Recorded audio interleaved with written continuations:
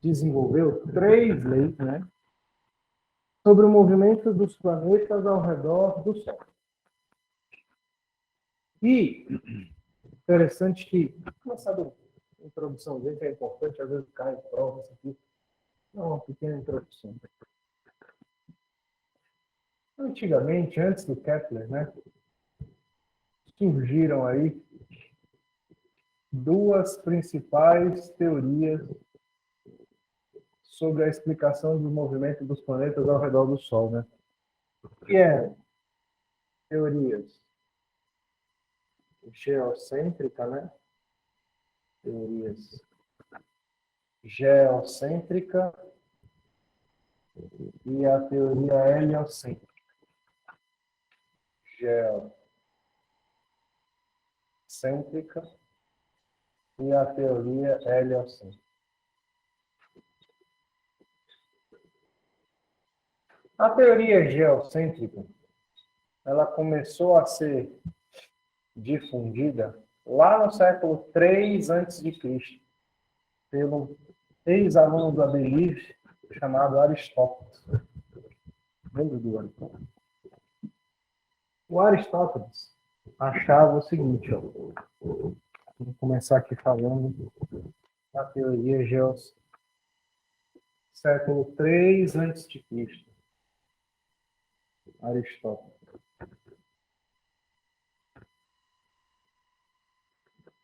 Aristóteles, século 3 a.C. Ele achava que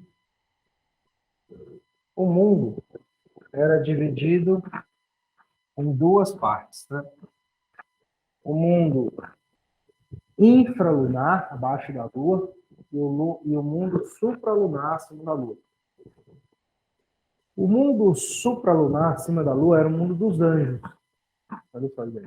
E infralunar, o mundo dos homens. Eu achava que o mundo dos homens era o mundo dos movimentos retilíneos e o dos anjos era dos movimentos circulares. Nessa época, eles acreditavam, inclusive, que quem empurrava, quem movia os planetas, né, quem fazia os planetas se moverem, eram os anjos empurrando eles. E o Aristóteles acreditava que, assim, quando ele soltava um corpo bem pesado, o corpo caía. Ele imaginava que o universo era como se fosse uma pia. Imagina uma pia. Quando você solta um corpo bem pesado na pia, e um vai rolando, até cair no meio, né? Então, o Aristóteles achava que a Terra tinha sido isso. Ela tinha rolado, né, no universo, até cair no meio do universo. E todos os planetas, inclusive o Sol, só por isso é Marte, certo? Todos os planetas, inclusive o Sol, giravam ao redor da Terra. Um outro cara muito, muito, muito importante nessa época foi o Cláudio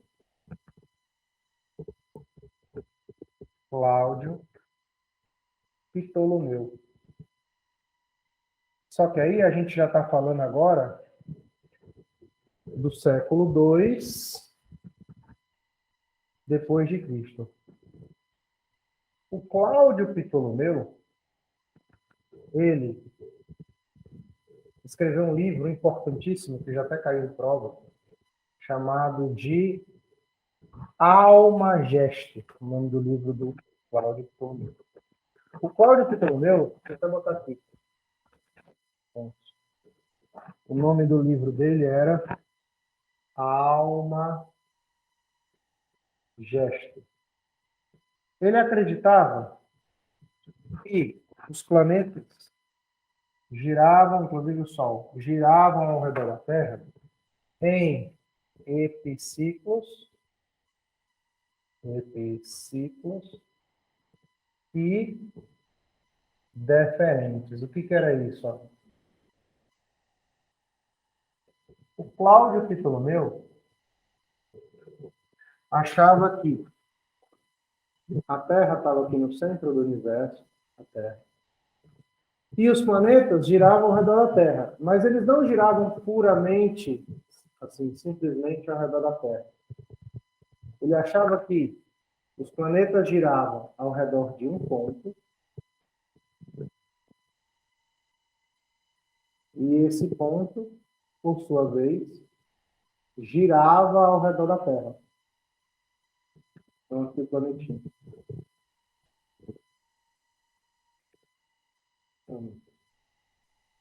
Inclusive o Sol. Por que ele acreditava nessa teoria assim, né, louca, né? Onde essa bola verde, essa circunferência verde, a gente chama de deferente. Deferente. E a circunferência preta, a gente chama de epiciclo. Ele acreditava nesses movimentos porque alguns planetas, tipo Marte, eles têm um movimento retrógrado. Algumas fases do ano eles andam para frente e algumas outras fases eles andam para trás. Isso, obrigado. Eles andam para trás. Por conta disso, ele achava que, ó, se for esse ciclo, ó, quando ele estiver aqui na metade dessa volta, vai estar andando para frente. Quando estiver na outra metade, vai estar andando para trás. Então, esse ciclo explicava essa loucura aí que ele via no movimento de Marte, por exemplo. Bom, pessoal, esse modelo foi tão importante que durou mais ou menos 1.500 anos. Aproximadamente 1.500 anos, os caras acreditando no modelo do Ptolomeu. Era o modelo ptolomaico, que a gente fala, né? Bom, depois disso, né, vieram importantes outros caras da teoria heliocêntrica. O principal deles foi o Galileu, né, que também foi preso por ter visto, na verdade, os planetas que giravam em torno do Sol, né? Foi preso. Sim, foi preso. O novo foi o Nicolau Copérnico. Nicolau. Hã? Não, tá normal aqui. Aparentemente. Não, mas não tá vermelho ali onde tá fazendo. Ah. Não, mas ali. Ó, agora que tá desligado, tá vendo? Ah, agora que. Nicolau Copérnico. Agora a gente está falando da teoria heliocêntrica. O Sol no centro do universo, né? Nicolau Copérnico, aí aqui já é século XVII. Nicolau Copérnico, século XVII depois de Cristo, né? Eu falo 17 que mais vezes depois de Cristo. Ó, ele escreveu um livro chamado de Sobre o movimento dos orbes celestes. Esse livro, pessoal, sobre o movimento dos orbes celestes, foi incluído no índex da Igreja Católica. E ficou lá no índex por cerca de 200 anos. Índex por mais ou menos 200 anos. O índex é a lista de livros proibidos da Igreja Católica. Porque a gente estava nessa época aí, na época do Tribunal do Santo Ofício, né? Que perseguia todo mundo que era contra as ideias da igreja, queimava. Aí o Copérnico falou isso, mas ele foi esperto. No prefácio do livro dele, ele dedicou o livro ao Papa. Aí tipo assim, pô, eu nem li, né? Quantas vezes vai quitar com a igreja, mas pelo menos ele dedicou para mim, né? Pô. Dizem que ele guardou o livro, né? Até o leito da morte. Quando ele estava no leito de morte, ele publicou o livro. Aí ele já não podia mais o livro. Um pouquinho antes disso, 1600 e pouco, 1500 e pouco, 1500 e pouco, 1500 e pouco, teve um astrônomo amigo do Galileu, chamado Giordano Bruno, já ouviu falar? Esse foi o que mais vi. Porque ele achava que ele defendia a teoria heliocêntrica. E se comunicava com Galileu e tal, através de cartas, né? Bom, o Nicolau Copérnico, pessoal, ele acreditava na teoria heliocêntrica, só que tem um detalhezinho. Teoria heliocêntrica, mas aqui na teoria heliocêntrica dele, as órbitas dos planetas eram circulares. Órbitas circulares.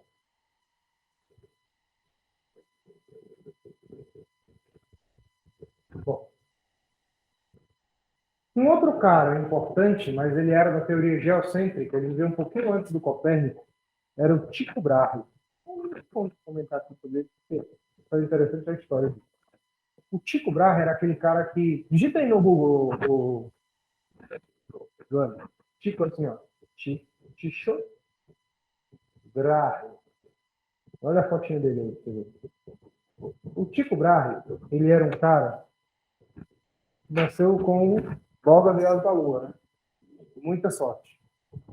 Ele era um mecena, aí se fala mecena, aqueles caras que eram patrocinados pelos reis para divulgar cultura, né, na época da Revolução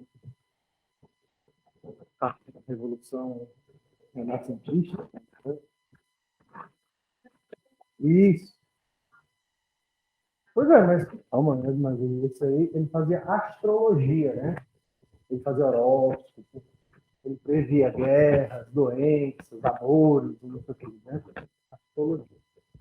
E aí ele ficou muito rico com isso, né? E ficou muito amigo do rei, porque ele previu muitas coisas e deram certo. Então o rei gostava muito dele. O rei Frederico II da Dinamarca. E aí ele ganhou de presente um observatório. O rei construiu um observatório com ele, para ele, numa ilha chamada Uranienburg, a ilha de Ven. Já ouviu falar? Ilha de Ven com W. Construiu um observatório tão caro, que na época equivalia a 30% do PIB da Dinamarca. Com o dinheiro que ele investiu nesse observatório. Aí nesse observatório, de vez em quando, tinha um show do Wesley Safadão, tinha uns negócios assim legais, Garota VIP, Garoto White, não? Não, não era não. Bom, poderia. Bom, o Tycho Brahe, cara, ele era geocêntrico, né? Geocêntrico. E ele é o astrônomo famoso, ele é mais famoso por essa história. Ele perdeu a parte do nariz. Porque nessa época, quando você dava em cima da mulher que já estava prometida para outra pessoa, você tinha que duelar para a pessoa não perder a honra. E aí era um duelo de espadas, né? E aí ele perdeu a parte do nariz, porque cortou a parte do nariz. Aí ele dava uma prótese de bronze. Aí passava sebo, né? Gordura animal, tá tudo mercado. Pois enfim, o Tycho Brahe dedicou 50 anos da sua vida à observação astronômica nesse observatório dele. 50 anos dedicados à astronomia. E ele, como é que se diz assim, apadrinhou o Kepler. Até hoje existe uma disputa aí na justiça sobre o trabalho do Tycho Brahe, porque a família do Kepler diz que ele herdou, né? Ele era assistente do Tycho Brahe, mas a família do Tycho Brahe diz que o Kepler roubou o trabalho dele. Essa disputa aí, até hoje, ninguém sabe. Mas o importante é que o Kepler, Johannes Kepler,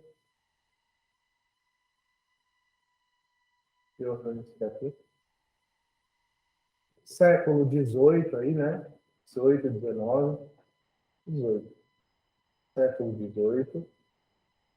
Desenvolveu as 3 leis que explicam o movimento dos planetas ao redor do Sol. Essas 3 leis levaram o seu nome, né? E aí é o item 2. 3 leis de Kepler. 3 leis de Kepler. Bom, querem anotar aí? Aí eu vou fazer oral essa parte. Hein? Vou só falar para não perder muito tempo. Como se fosse ditar as linhas. Pode ser? Vai anotar, Jô? A Jô vai anotar? A Jô está batendo a foto. Hoje a Jô está com preguiça. Primeira lei, que é chamada de lei das órbitas.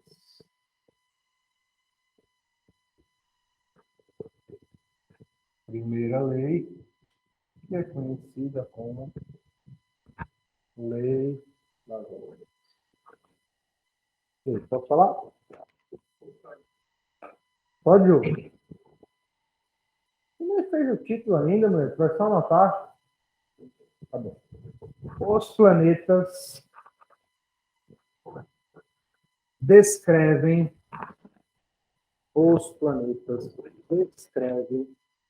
órbitas elípticas, vem de elipses, né? Os planetas descrevem órbitas elípticas ao redor do Sol. Os planetas descrevem órbitas elípticas ao redor do Sol. Dá para ligar o... Não tem? Olha.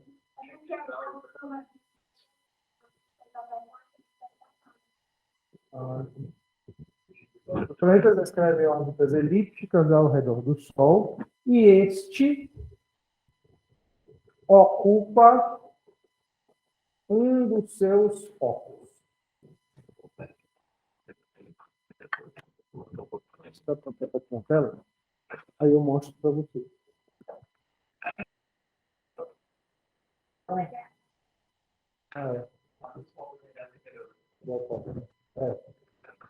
Não dá para isso? Cadê o Google?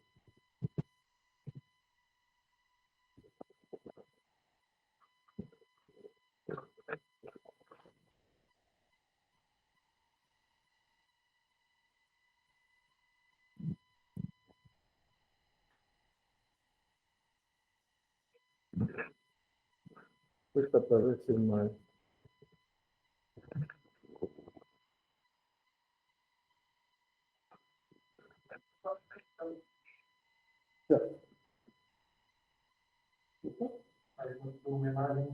Pronto aqui. Dá para ver? Ó, isso aqui é uma elipse. Ó. É como se fosse uma circunferência um pouco achatada. Tá vendo? Curva. A elipse tem dois eixos que não são iguais, porque ela é esticadinha. É o desenho. Ela tem o eixo maior, que é essa distância aqui, ó. Horizontal é o eixo maior. E ela tem o eixo menor, que é essa distância aqui. Certo? Bom, a elipse, pessoal, tem dois focos. O que são os focos da elipse?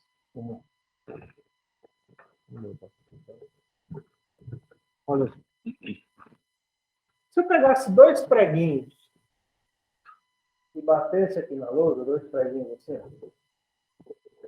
e amarrasse um barbante aqui entre eles, segurasse o barbante, se eu colocasse a caneta bem aqui e girasse, ela formaria essa figura chamada de elipse. O que é a elipse? A elipse, definição de elipse, é o conjunto de todos os pontos cuja, imagina aqui um ponto qualquer, P. Conjunto de todos os pontos cuja a soma D1 mais D2 permanece constante. É o conjunto de todos os pontos do espaço, do plano, na verdade, né? Que é 2D, cuja soma D1 mais D2 permanece constante. Quem é D1 mais D2? Quem é D1 e quem é D2? D1 é a distância até um ponto chamado de foco 1. D2 é a distância de do ponto até de D2 é a distância até o foco 2. Então, ó, a distância até o foco 1 mais a distância até o foco 2 vai ser constante. Então, você tem que ter outro ponto bem aqui, beleza. A distância até o foco 1 mais a distância até o foco 2 vai dar o mesmo valor de antes. Tá? Então, a elipse é uma circunferência achatadinha que tem dois focos. Beleza. Existe uma grandeza, é o centro da elipse. Existe uma grandeza chamada de excentricidade. A excentricidade mede o grau de achatamento dessa elipse. Ela é definida como C sobre A. Quem é o C e quem é o A? Ó, a excentricidade, ela varia entre 0 e... Vamos lá. A excentricidade vai ser 1 se o C for igual ao A. Quem é o C e quem é o A? O C é a distância... O C é a distância do foco até o centro. Aqui. O A é a distância metade do semi-eixo maior. Então, vamos lá.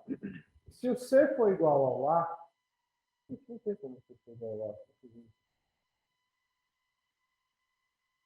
Se o C for igual ao A, ela vai ser uma... Não, ela vai ser uma circunferência. Se o C for igual ao A. Mas como é que o C pode ser igual ao A? Circunferência. Só se...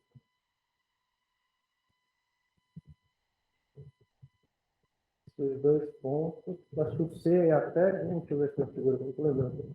Se o C é até o eixo maior, na matemática do seguinte. Não, se colocar aqui até o foco. O C é a distância do foco e o A é o semi-eixo maior, tá certo. Mas, não, o A, a gente chama o A dessa distância aqui, o A. E aqui é o B. É tanto que ele faz um Pitágoras, A ao quadrado, B ao quadrado, mais C ao quadrado. Aí, olha só. Se o A for igual ao C, é quando os dois focos estão no mesmo ponto, é isso? Ou não? Enfim, faz muitos anos que eu escrevi. Pessoal, o interessante é o seguinte, ó. A excentricidade mede o grau de achatamento da elipse. Quanto menor a excentricidade, mais próxima de zero ela for, significa que... é o contrário, estou viajando aqui. Lembrei.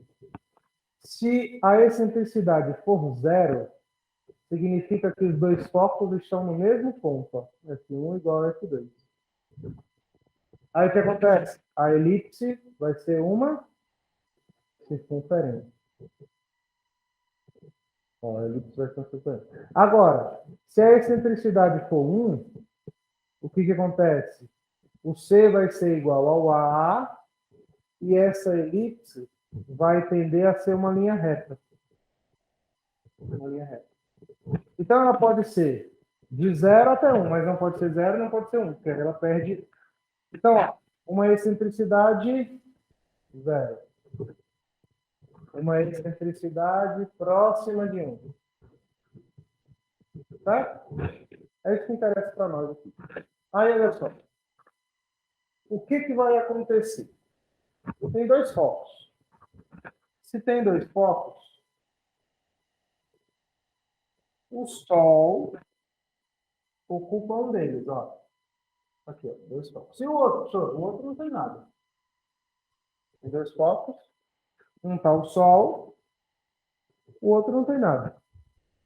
Então, essa lei diz o seguinte, que os planetas giram ao redor do Sol em órbitas elípticas de baixíssima excentricidade. Se é de baixíssima excentricidade, são órbitas quase que circunferentes. É por isso que o Copérnico, lá no século XVII, achava que as órbitas eram circulares. Porque com a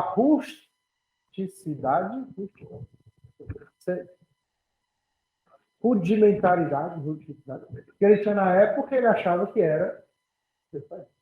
Fala, Felipe. Foi mais que a gravidade mudava o espaço-tempo. o tempo e quando? Uns 300 anos depois. Por aí, 1915. Então, aí, porque eu lembro de ter visto história sobre poder dos demônios passavam, tudo que estava. Não lembro dessa história. Então, cálculos gravitacionais, faltava alguma coisa, aí era doido, mais uma. Aí depois vai ter que me pegou e falou, não, cara, tá gravando. Aí depois. Não. Bom, esse planeta fica girando aqui ao redor, e quando ele está mais próximo da órbita, a gente chama esse pontinho de, mais perto do Sol, né? A gente chama de periélio. Perto, hélio, Sol.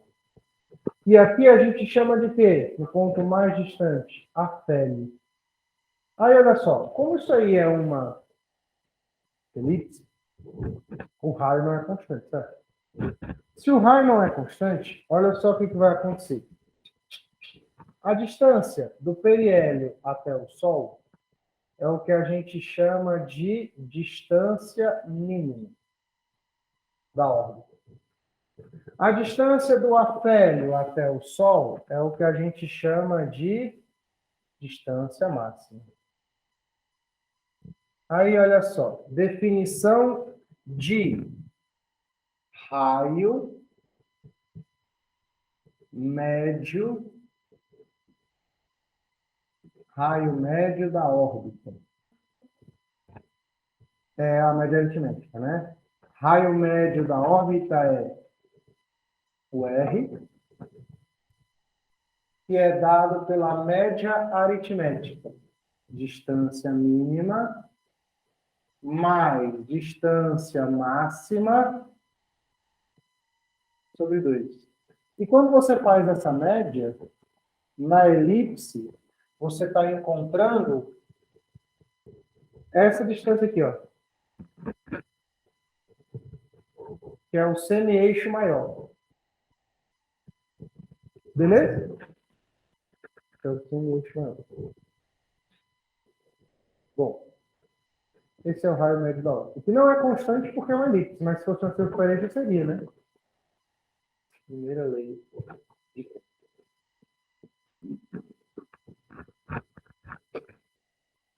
Se a gente visse uma tabela com as excentricidades dos planetas do sistema solar, é tudo 0,02, 0,005.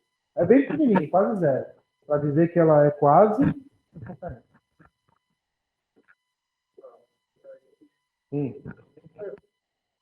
Propôs o planeta intermediário para justificar os específicos observados na certidão do periélio e Mercúrio.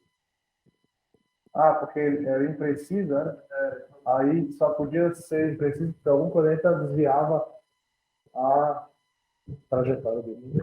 Mas depois, nada a teoria da relatividade geral de Einstein apresentou uma melhor justificação para a prescrição do periélio e Mercúrio.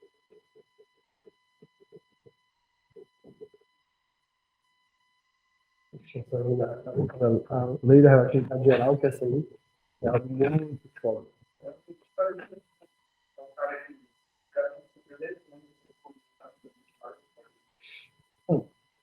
Olha só, segunda lei, lei das áreas. Anota aí, ó. O vetor posição, ou vetor posição, que liga o planeta ao Sol, o vetor posição que liga um planeta ao Sol,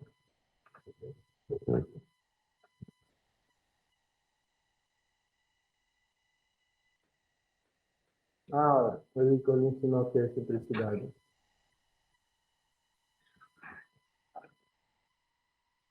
A simplicidade, ó, não era aquela figura, não, a figura que a gente estava errada, era assim, ó.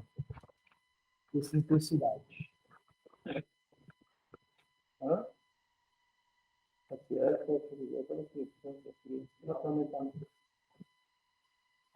a excentricidade pega a distância focal, que é do foco até o centro, e divide pelo semi-eixo maior. Tá vendo? Então, é C sobre A. Aí o que acontece se C sobre A for zero? Significa que o C é zero. Aí os dois focos estão no mesmo ponto aqui. Ó. Certo? O que acontece se C sobre A for 1? O A e o C são iguais. Aí vai ficar assim, né? Ó.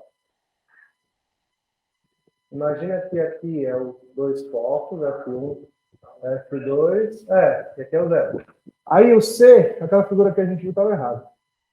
E aqui é o A. Ó. Aí o que acontece se o C for igual ao A? A excentricidade é 1, e a elipse fica assim. Porque aqui vai ser C igual a A. Aí o que acontece se a excentricidade for zero? Se a excentricidade for zero, é porque o C é zero. Aí os dois focos estão no mesmo ponto. F1 igual a F2. Entendeu? Aí o C é zero. Faz uns 20 anos que eu vi. Uns 10, vai. Sim. Hã? Como assim?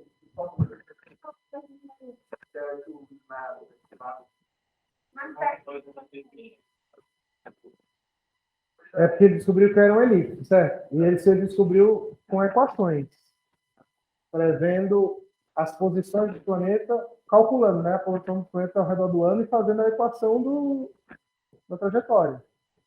Então, eu queria que era uma elipse. Então, ele precisa dar foco. Um foco com sol e um foco não tem nada.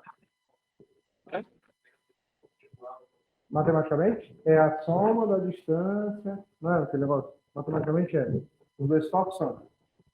A soma das distâncias até eles permanece sempre constante. Não certo.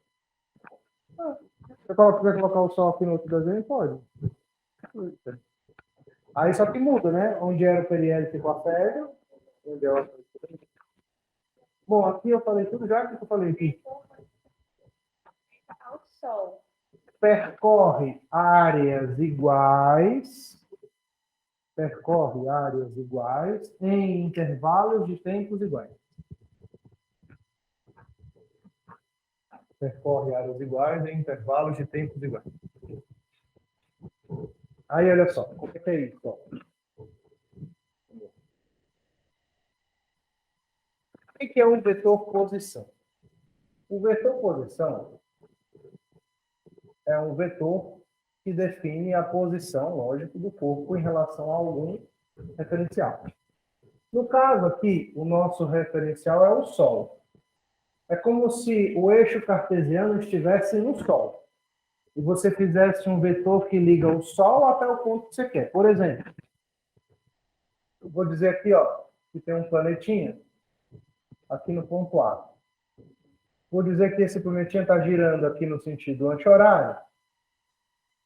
Então, aqui ele está no ponto B. Bem aqui, ele estaria no ponto C. E bem aqui, ele estaria no ponto D. Quem é o vetor posição? O vetor posição é o vetor que liga o Sol até o ponto que eu quero. Ó, por exemplo, aqui. Ó. Esse vetor posição eu vou chamar de SA. Vetor posição, do ponto A. Aqui, ó, é o vetor posição SB, vetor posição do ponto B. Esse aqui, analogamente, o S do ponto C. E esse aqui, o S do D de dado. Olha só, o que aconteceu com o vetor posição à medida que o planeta foi se deslocando, né? O vetor posição foi andando junto, né? Então, de A para B, o vetor posição percorre essa área aqui que eu vou chamar de área 1. Área 1. De A para B, ele percorre essa área 1. De C para D, o vetor posição percorre essa outra área aqui, ó. Eu vou chamar de área 2. Pessoal, o que diz a segunda lei de Kepler? Se o ΔT, intervalo de tempo que o planeta leva para ir de A para B, for exatamente igual ao intervalo de tempo que o planeta leva para ir de C para D, então a área 1 é exatamente igual à área 2. Ou seja, a área percorrida é proporcional ao intervalo de tempo. Se a área percorrida é proporcional ao intervalo de tempo, vou inventar uma velocidade nova, que é a velocidade areolar. O que é a velocidade areolar? É a velocidade que vai medir a área percorrida,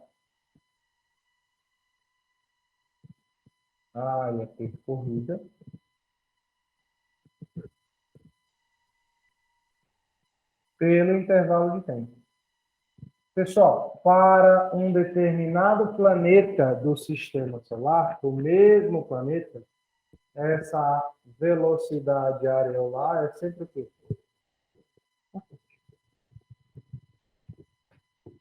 Aí eu posso afirmar, então, que o movimento do planeta ao redor do Sol é uniforme?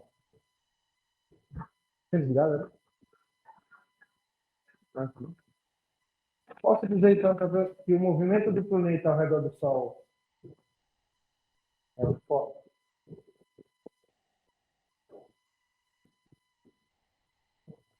Não, quer ver? Por quê, né? Ó, de A para B, ele percorre essa distância aqui, certo? De A para B. Essa distância eu vou chamar de ΔS de A para B.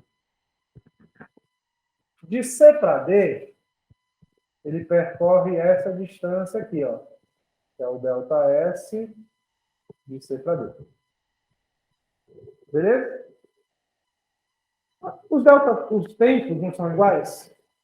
Então, ó, da figura, eu consigo concluir o seguinte, que ΔS de A para B é maior que o ΔS de C para D, certo?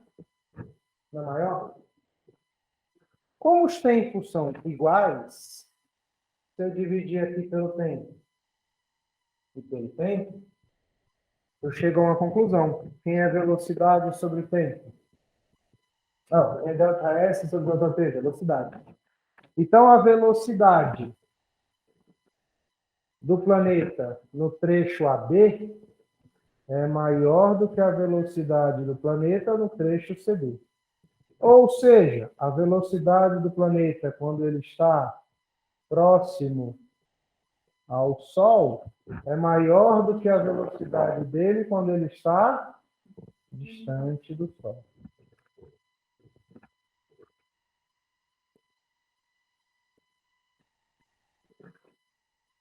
Sim ou não?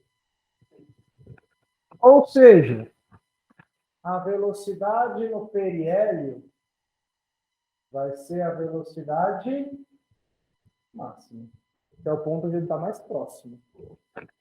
Isso, e a velocidade do afélio é mínima.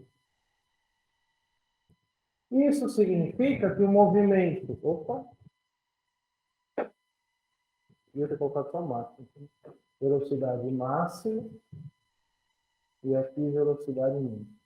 Isso significa que na órbita, ó, olha só o que vai acontecer na órbita. Aqui o Sol.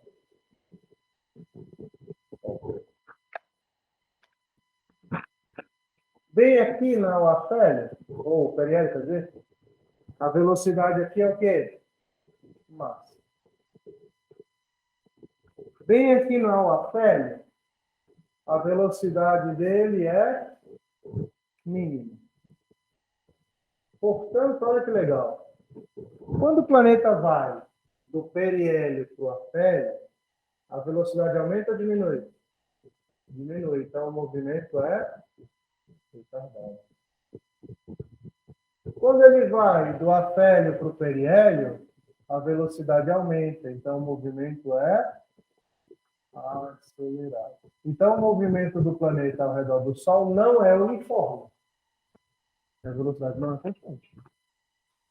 Pelo contrário, né? A velocidade aumenta quando ele está próximo do Sol e diminui quando ele está distante do Sol.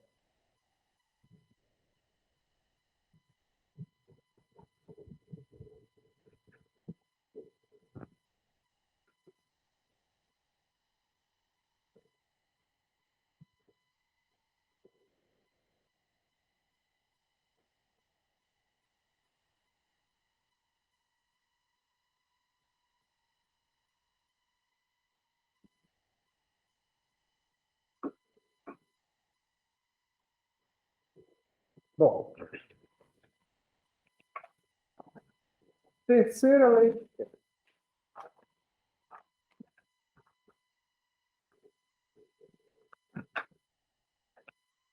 É o item 4 agora.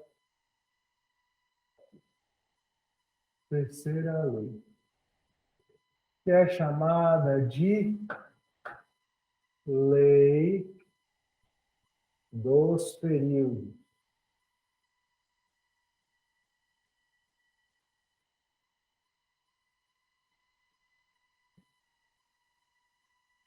Lembra que eu falei que ele herdou os dados lá de 50 anos de observações astronômicas do Tycho Brahe, né?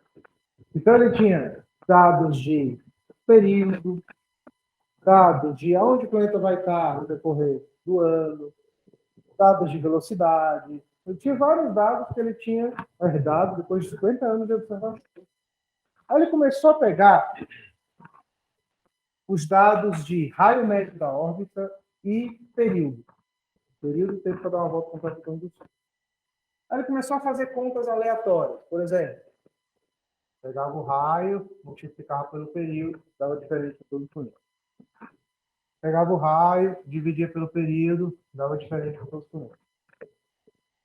Até que ele teve a seguinte sacada.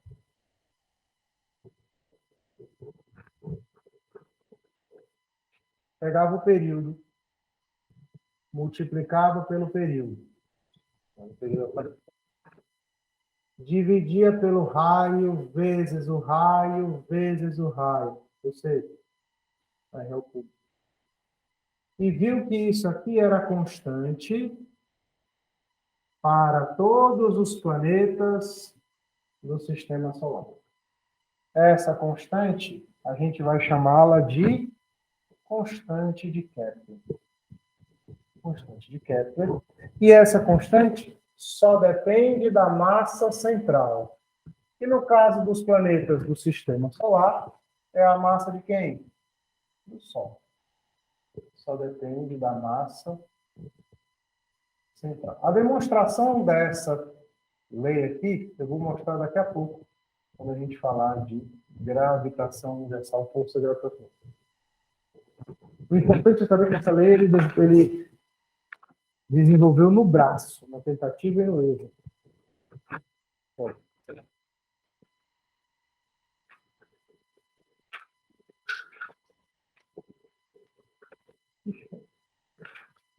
Pega aí a questão 10 da Unesp e faz para mim, por favor.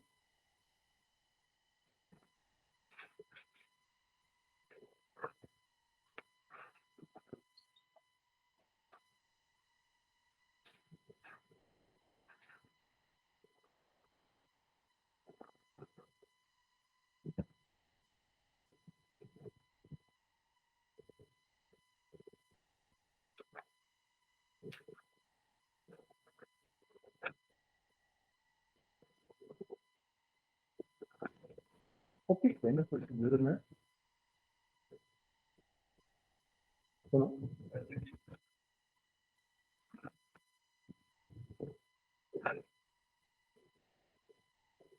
Cadê a Clara? Não vem na sua aula?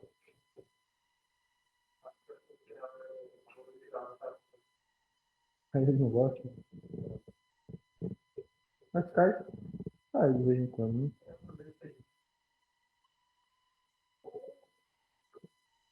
É. Cai muito no celular de São Paulo também. Aqui.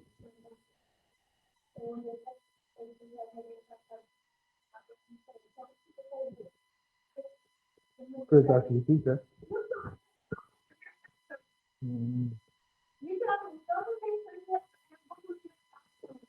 Não é assim. Legal.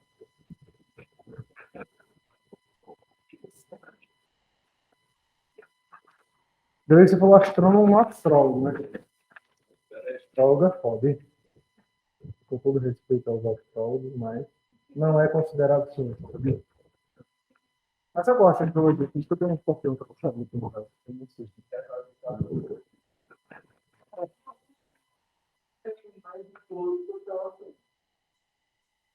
Não sei. Ah, deve ter, sim. Tem a da ursa maior, tem a do ursa menor,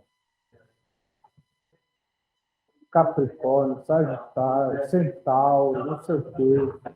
Com certeza tem. Algumas são. É. Vamos lá. A órbita de um planeta é elíptica e o Sol ocupa um de seus focos, como ilustrado na figura fora de escala. As regiões limitadas pelos contornos OPS e OMS e MNS têm áreas iguais a A.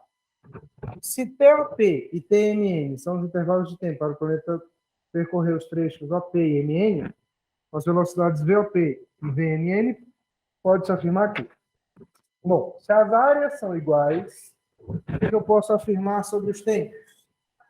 São iguais. Então, ΔT, de quem para quem, hein? De OP é exatamente igual ao ΔT MN. Além disso, você tem que lembrar que quando o planeta está mais próximo do Sol, a velocidade dele é maior.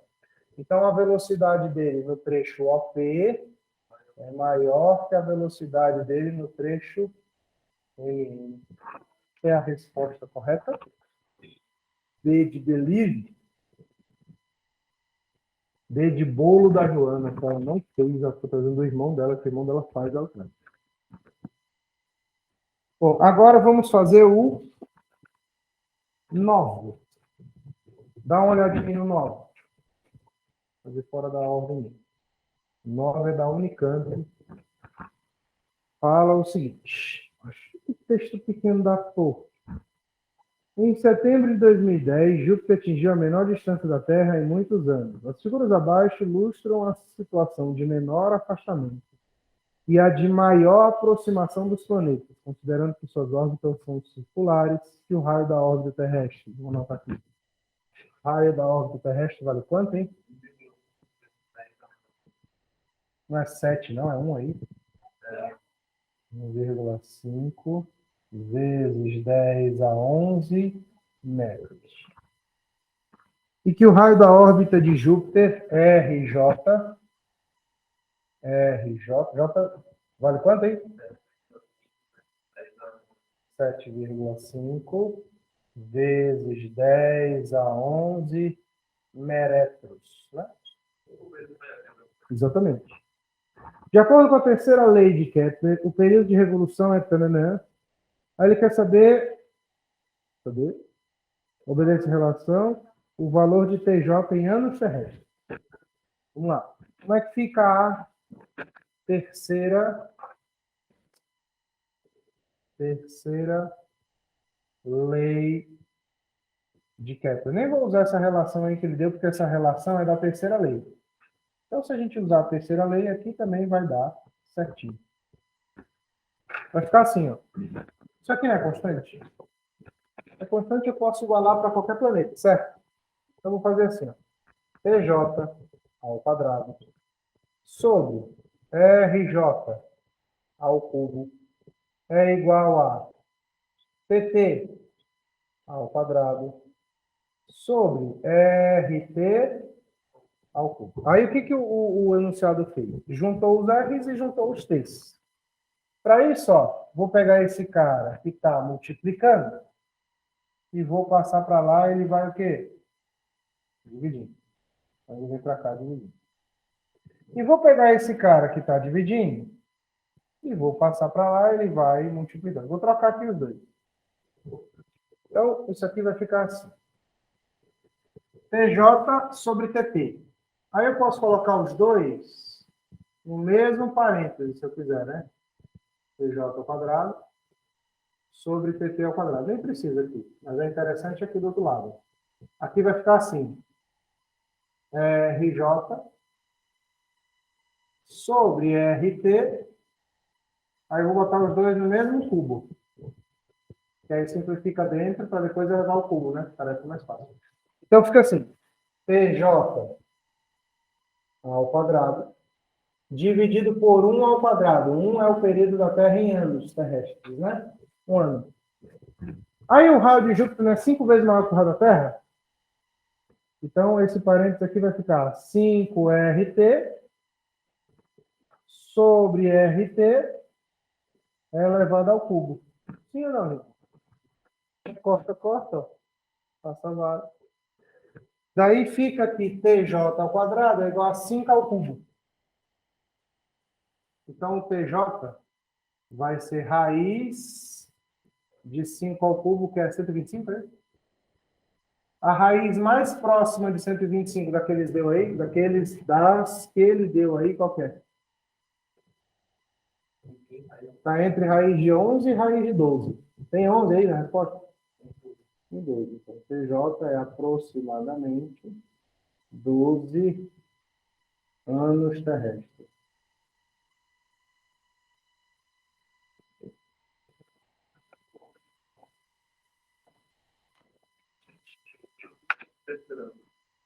Hum?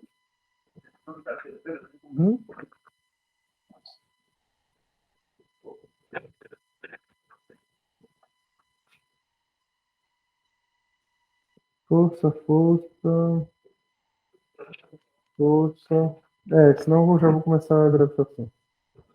Não tem mais nenhum delay sequer. Não.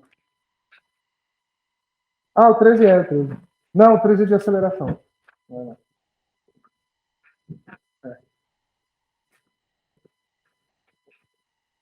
Parece, né? Figura, mas não.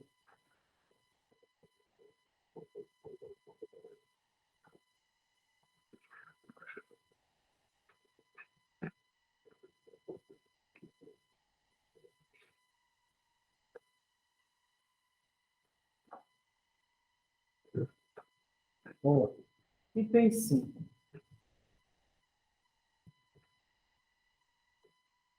Lei da gravitação.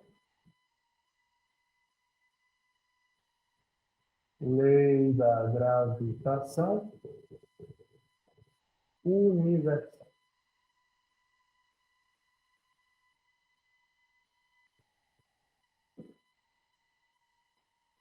A lei da gravitação universal diz o seguinte: duas massas quaisquer A e B se atraem com forças que a gente chama de forças centrais. O que são forças centrais? Ó, força central é uma força que está na direção da linha central. O que é a linha central? É a linha imaginária que une o centro das duas massas.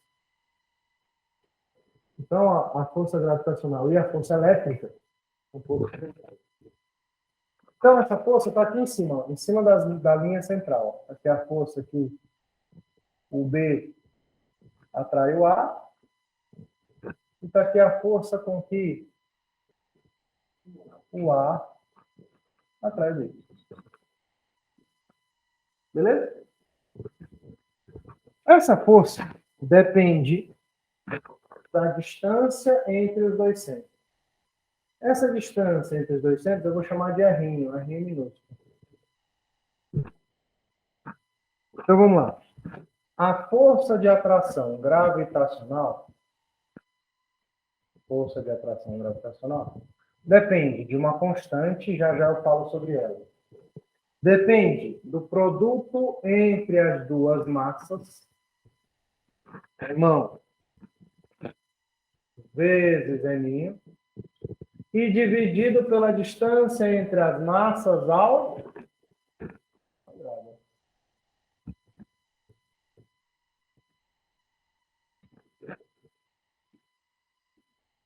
Como é força, a unidade de medida de força é sempre o quê? Não.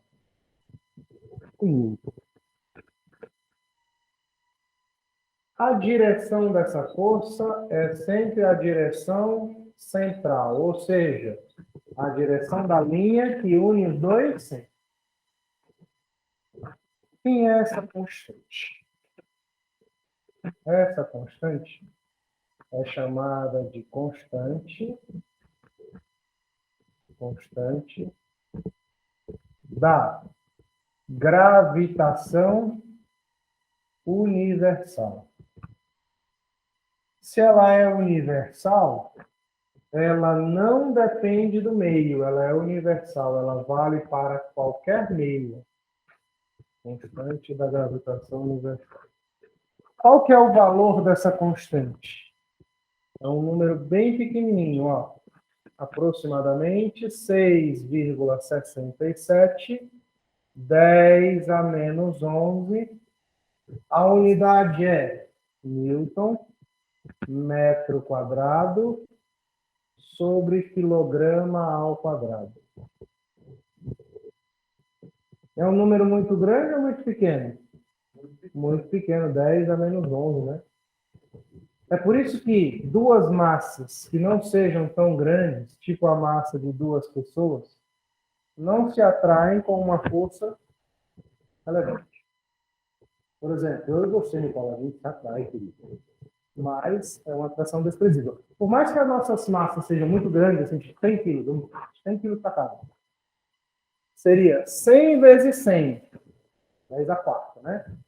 Se a gente tiver 1 metro de distância, vai ficar 6,67, 10 a menos 11, vezes 10 a quarta. Então a força ainda fica 10 a menos 7. É uma força desprezível, né? Beleza?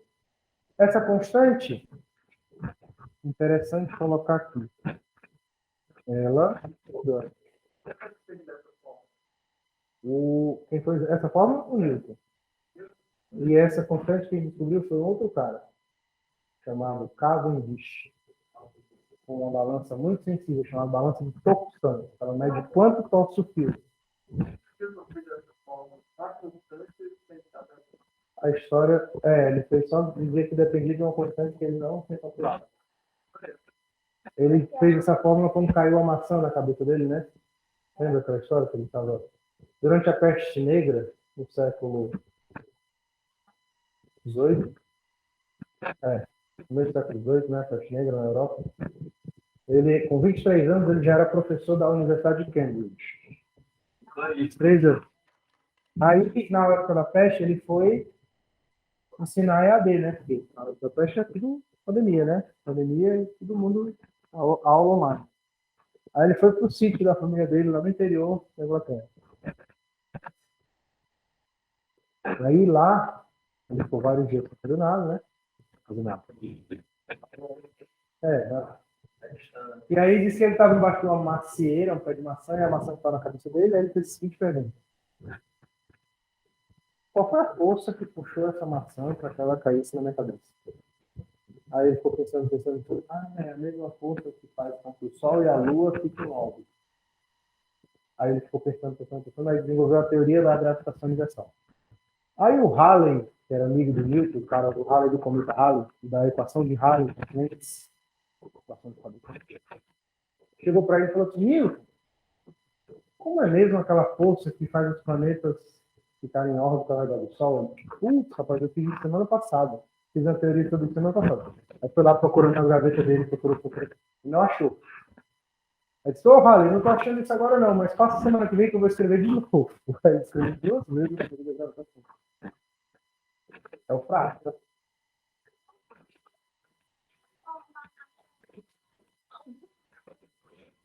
Ele sabia que a força era proporcional ao produto das massas e inversamente proporcional ao quadrado da distância. Eu não consegui calcular porque eu não sabia conceito, né? Eu não tinha. Isso aqui foi mais de um século depois para descobrir o Henry Cavendish.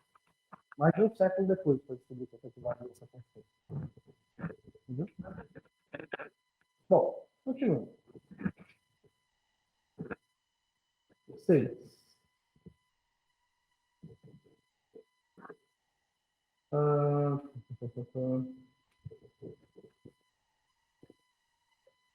Velocidade. Vamos falar de campo gravitacional. Eu já marco. Campo gravitacional. Campo gravitacional. Que a gente chama de G, né? Aceleração da gravidade ou campo gravitacional, mesma coisa. Ó, então vamos dividir aqui em 2 partes. Primeira parte, na superfície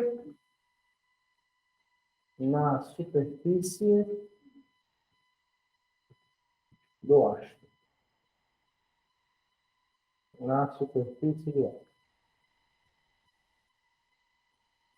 Aí eu vou fazer uma figurinha. Vamos lá. Aqui é a superfície do astro. Vou dizer que o astro tem uma massa em mão. E aqui em cima eu coloquei uma massa em mim. Essa massa em mim vai ser puxada para baixo por uma força que na superfície a gente chama de força-peso. Mas a força-peso nada mais é do que a força gravitacional na superfície. Então vamos lá. Peso na superfície é igual à força gravitacional. Quem é o peso? É a massa do corpo, a massa do corpo, ó, vezes a gravidade na superfície. Quem é a força gravitacional? Constante Gzão, massa do corpo, do astro, que é a massa da Terra, por exemplo, irmão, eminho, sobre a distância entre eles, ó, não é a distância entre os centros que me interessa? Então, essa distância é o R, que no caso vai ser o raio da Terra, né? O raio do astro aqui, né? R ao quadrado. Concorda? Aí, ó, chance. Chance não depende da massa do corpo. A campo gravitacional na superfície vale, portanto, ó, G irmão sobre R ao quadrado.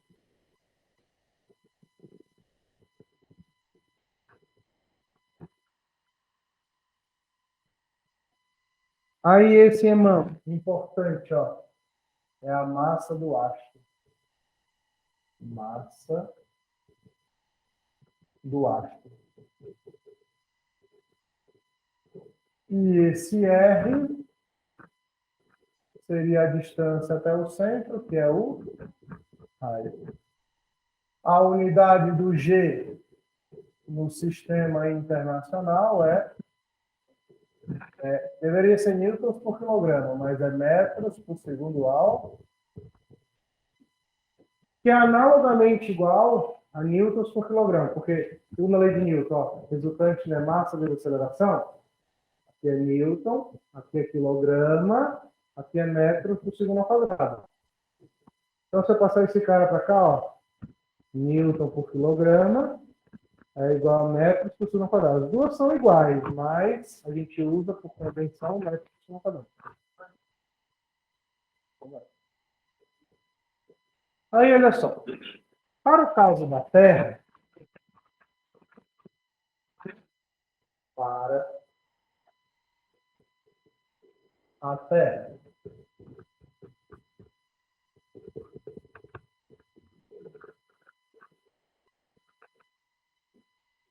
Mas se vier a massa da Terra, não estou de cabeça, 6 deve ser coisa de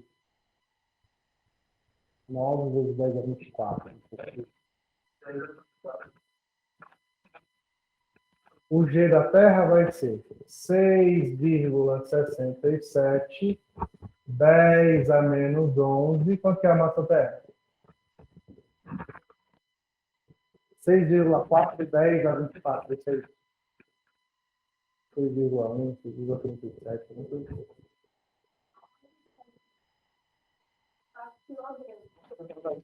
6. Vamos ver o número quebradão. 10 a 24. Vou arredondar aqui para 6,7 também. Dividido pelo raio da Terra. O raio da Terra, pessoal, é 6.400 quilômetros. 6.400 quilômetros é 6,4, 10 a sexta metros. Só que isso está ao... Essa gravidade da Terra, se a gente substituir, ela vai dar aproximadamente 9,8 metros por segundo ao quadrado. Quando eu estava na faculdade, a gente mediu uma vez lá. Só que é ruim que lá em São Paulo é 600, 700 metros acima do nível do mar. Aí deu uma diferença. Deu 9,78. 700 metros de altura, né? No nível do mar.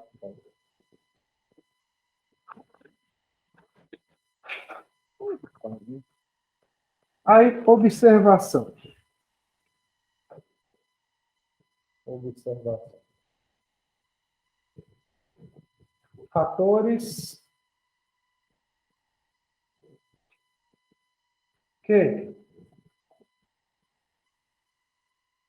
influenciam, fatores que influenciam hoje. São dois os fatores que influenciam o G. São eles: a altitude, que eu vou chamar de H, e a latitude. Quem é a latitude mesmo? Não. Latitude, quem é a latitude? É a distância até a linha do... Como que é, na prática, a influência da latitude? Na prática, aí eu já falo da altitude, tá? Na prática, é assim. A Terra, ela é achatada nos polos, né? Assim, ó.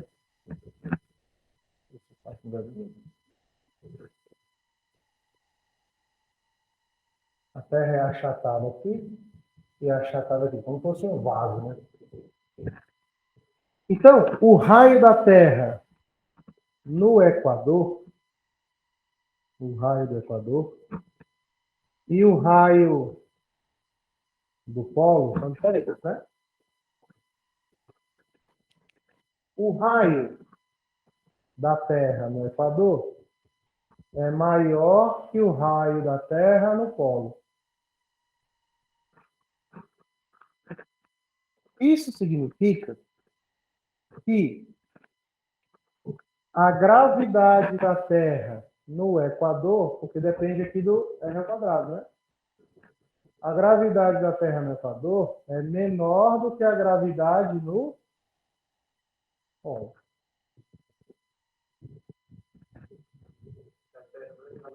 Não é esférica, é achatada no polo. É uma geóide, né? E, pessoal, não sei se você já ouviu falar, o Brasil ele tem uma base de lançamento de foguetes numa cidadezinha do Maranhão, no interior do Maranhão, chamada Alcântara, já ouviu falar? Há alguns anos atrás, o excelentíssimo senhor presidente da República, não fala mais de mim, tá ok? É só o tocante a essa questão. Quis entregar para o Trump, na época, né, a base de alcance, em troca de alguns investimentos aí no Brasil. Né? Mas aí não deu certo, tá ok? E aí? Por que a base de Alcântara é tão boa? Porque no Maranhão está bem em cima da linha do Equador. Se está bem em cima da linha do Equador, a gravidade lá, para lançar foguete, é menor do que a gravidade lá nos Estados Unidos, por exemplo, que está mais próximo do polo. Qualquer variaçãozinha na gravidade já economiza milhões e milhões de dólares de combustível do foguete. Então é mais interessante lançar foguete daqui do que de lá. Pelo menos para isso a gente serve, né, gente? Lança sim uns de satélite, Rede Brasil Sat. São tripulados, principalmente.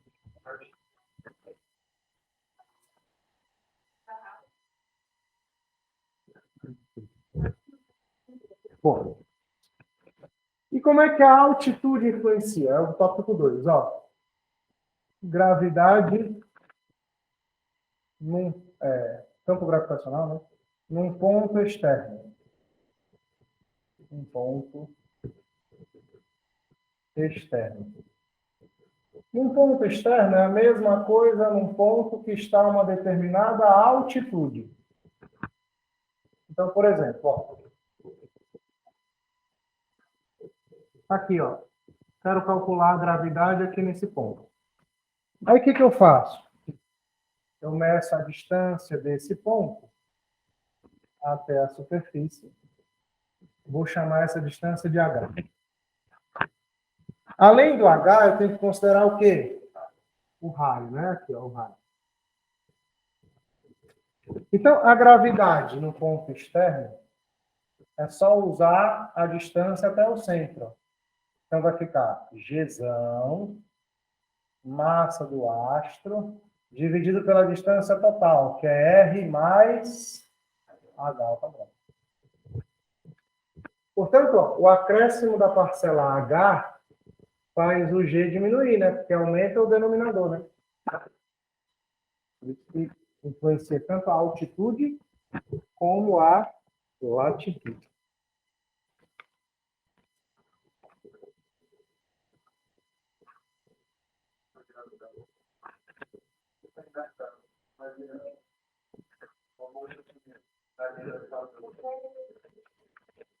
Uhum. Bom, vamos fazer aí a questão 2 para terminar. Cadê?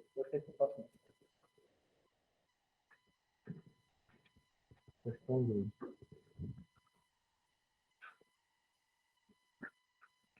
Tenta fazer o 12 aí, enquanto eu vou só arriscar esse gráfico.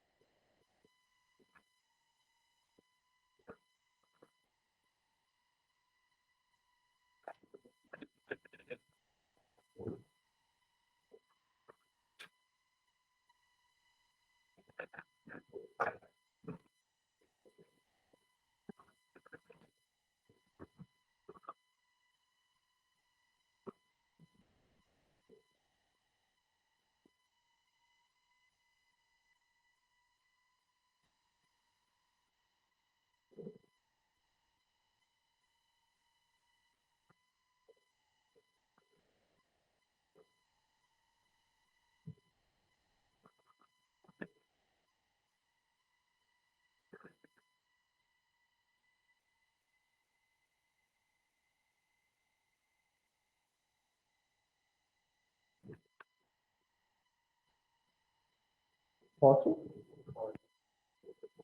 Pode. O 12 fala assim. O gráfico da figura representa a aceleração da gravidade G da Terra em função da distância D ao seu centro.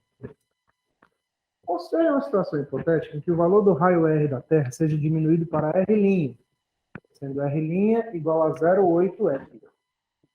Então, o R' vale 0,8 R. E em que seja mantida uniformemente sua massa total. Nessas condições, os valores aproximados das acelerações da gravidade G1, a distância R', e G2, a uma distância igual a R, do centro da raio. G1, a distância R', e G2, a uma distância igual a R, do centro da Terra hipotética, são. Acho que é bom que ficou errada a digitação aí, né? O G1 tem que ser um tem que ser na superfície, o outro tem que ser a distância de 0,8 R, não é isso? Bom, pessoal, se você olhar no gráfico, esse ponto bem aqui, ó, ele representa a superfície. Como é que eu sei? Porque se você olhar a distância aí, é o raio da Terra, que é aproximadamente 6, não tem 6,4 não? 6,4, 10 a sexta, né? Metros aqui. Distância está em 10 a sexta metros. Não tem. E aí, ó, essa gravidade vale quanto? No pico do gráfico? 10. Pronto. Portanto, a gravidade na superfície da Terra, G na superfície, tem que ser 10. 10 metros por segundo ao quadrado. Aí eu vou fazer o seguinte. Se o raio da Terra não tivesse R, tivesse 0,8 R, 0,8 do valor original, o que iria acontecer, né? Vamos lá. Vou chamar de G e de G'. Aí depois a gente vê aí quem é o G1 e quem é o G2, que eu acho que ficou confuso aí, né? Então tá bom. Então vamos lá. O G1 vai ser... Então esse aqui é o G2, né? Então o G1 vai ser G, massa da Terra, sobre o raio da Terra hipotética, que é R' ao quadrado. Isso vai ser G M sobre 0,8 ao quadrado, que dá 0,64 R quadrado. Sim ou não? E o G2 vai ser G M sobre o R ao quadrado. E isso vai dar quanto? 10 metros por segundo ao quadrado. Aí o que eu vou fazer? Eu vou substituir aqui, ó. Quem é esse cara? 10. Então vai ser 10 dividido por 0,64. Quanto que é 10 dividido por 0,64?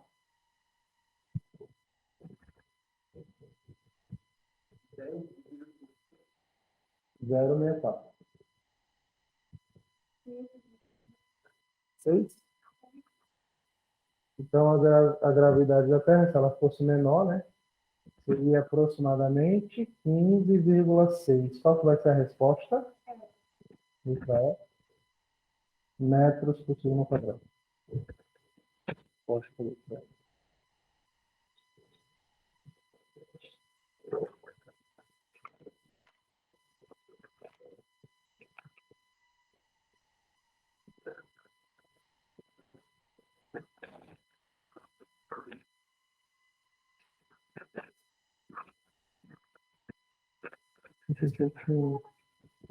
Uhum.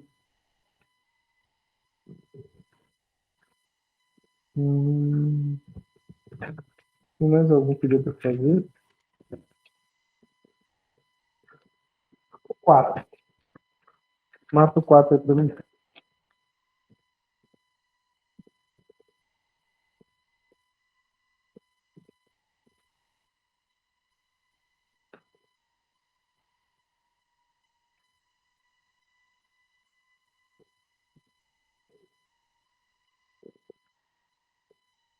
O 4 fala assim, 2018, né? A força gravitacional exercida pelo Sol sobre a sonda é dada por G mão em mim sobre R quadrado. Ele deu o G, a constante, e a massa do Sol. E em mim a massa da sonda. Aí basta fazer assim, ó. No 12. 12 não, qual é esse?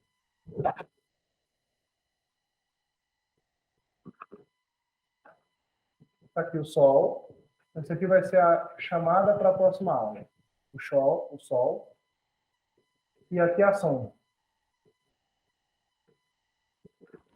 Quando a sombra está girando, a força gravitacional está puxando aqui, não está? Para dentro? Força gravitacional. A força gravitacional, ela é perpendicular a quem? A velocidade, e aponta para o centro. Então, essa força é a resultante centrípeta. Resultante centrípeta. Então, para resolver o exercício, você vai fazer igualar as duas e já era. Gzão, Emão, Eminho, sobre R ao quadrado é igual a massa vezes aceleração centrípeta. Corta, corta. A aceleração gravitacional, que vai ser a centrípeta, né? Ó, aceleração gravitacional. Aceleração gravitacional. G mão sobre R. Você...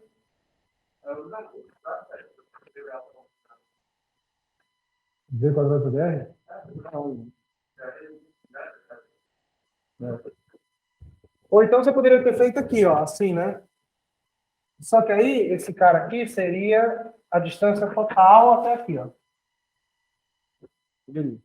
A aceleração centrípeta aí seria a gravidade lá naquele ponto externo.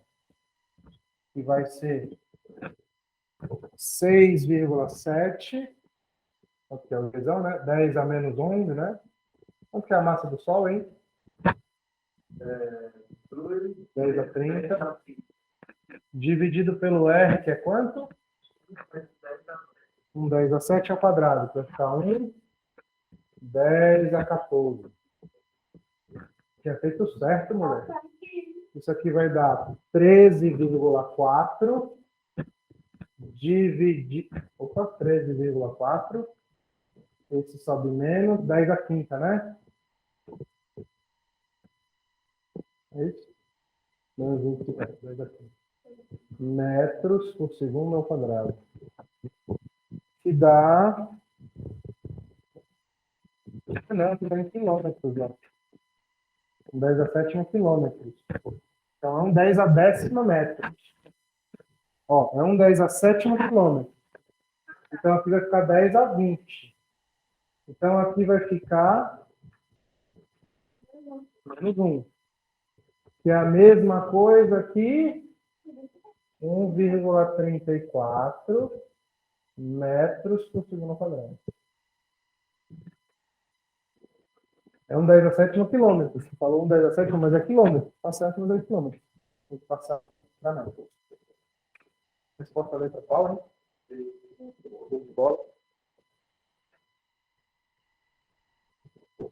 Bom, vamos encerrar por aqui. Na terça-feira a gente continua. Tchau para vocês. Bom final de semana, bom descanso. Até isso. Vou só um pedacinho dessa parte estática que tem que ficar. Acaba. Não, ainda tem o resto da dinâmica, né? Trabalho, energia, controle de movimento.